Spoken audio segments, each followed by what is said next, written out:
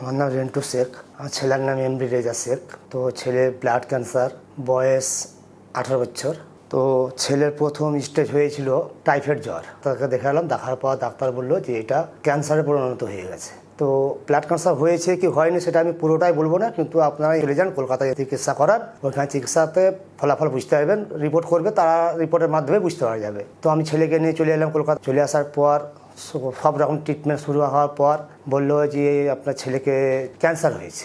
কি cancer? Blood cancer. তো এইসব মেলা রকম টেস্ট দিলে আর কি, এইসব টেস্টগুলো করান, এগুলো সব করান, সব রকম চিকিৎসা করলাম। করার পর ওষুধ দিতে লাগলো, ওষুধ 6 মাস পর দিতে লাগলো ওরা। ওষুধ দেওয়ার পর অনেকটাই সেরে গিয়েছিল। ডাক্তারবাবু বললে যে একদম 1% চলে এসছে, কোনো রকম অসুবিধা কিছু নেই। তারপর ছেলে বাইকে অ্যাক্সিডেন্ট করে।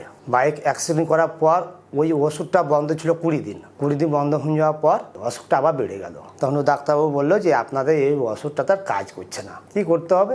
বলছে যে এটা একটা উপায় আছে। কি উপায়? যে এই ওষুধটা তো কাজ করছে না, বাইরে থেকে ওষুধ আসবে, দামও মেলা। কি করেন আপনি? আমি রাজমিস্ত্রি কাজ করি, গরিব মানুষ, কোনো রকম সংসার চলে আমার। তো আপনি পারবেন না। এক ভাই আছে কিংবা বোন আছে? হ্যাঁ, একটা ভাই আছে। তো বোন মেরো ট্রান্সপ্ল্যান্ট করতে হবে, তবেই সুস্থ হবে, তাছাড়া সুস্থ হবে না। তো অনেকে বলে তাই তো, বোন মেরো ট্রান্সপ্ল্যান্ট তো খুব ভালো জিনিস, 100-র মধ্যে একজন বাঁচে, আর বাকিটা বাঁচে না, 99টা ফেল মেরে দেয়। তো দেখ কী করবি, দেখ ভালো মন্দ বুঝ। আমি ওটা ভয় খেয়ে গেলাম। তারপর আপনাদের এই 15 জন এটা মানে ইয়ার্ডে পেলাম, পাওয়ার পর এখানে আমি চলে এলাম। আসার পর এনাকে দেখার পর বললো যে আপনারা ওষুধ চালান এবং আমাদের ওষুধটা চালান, দেখেন রেজাল্ট কীরকম। ভালো, আশা করা যাক ভালো হবে, যেহেতু ছেলে মানুষ। তো 1 খাপ ওষুধ খাওয়াতে কিন্তু ছেলেটার রেজাল্ট খুবই ভালো। নিয়ে আমার এই খাপ নিয়ে 3 খাপ আমার আসা হলো আপনাদের এখানে। তো ছেলেটার রেজাল্ট খুবই ভালো। ডাক্তারবাবুকে আজকে জিজ্ঞেস করলাম, ডাক্তারবাবুকে রেজাল্ট কেমন? তো খুব ভালো। তবে জ্বর ছাড়তো না, ওর একটাই অসুবিধা, ওই জ্বরটা ছাড়তো না। তো আপনাদের এই ওষুধটা খাওয়ার পর কিন্তু জ্বরটা কিন্তু আর পাচ্ছি না আমি দেখতে।